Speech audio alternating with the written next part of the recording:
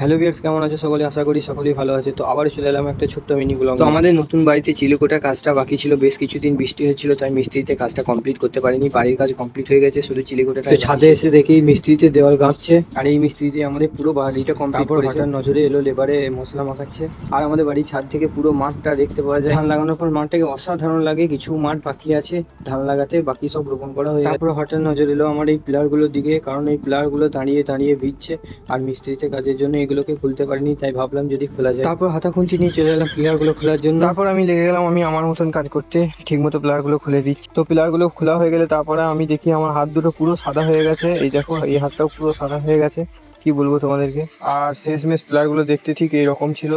ওই দিকের পিলারটাও দেখো। তো কিছুক্ষণ পর দেখি হঠাৎ আকাশে মেঘ মামা দেখা। তো বৃষ্টি নামলে খুব অসুবিধা হয়ে যাবে, নতুন যে দেওয়ালগুলো গেঁথেছে সেগুলো ভিজে যাবে। তো কোথায় বলে শয়তানকার নাম লিয়া তো শয়তান হাজির। তো ঠিক বৃষ্টির দেখা, তাই এই দেওয়ালটা চাপা দেওয়ার ব্যবস্থা করবো। শেষমেশ দেওয়ালটা চাপা দিয়ে দিই যাতে বৃষ্টির জল না পড়ে। বিকাল হতেই দেখি মায়ের স্টুডেন্টগুলো ছাদে চলে এসেছে খেলা করতে। যাই হোক, আজকের মতো মিনি ব্লগটা এখানেই শেষ করছি। দেখা হচ্ছে পরের ভিডিও। আপাতত বাই।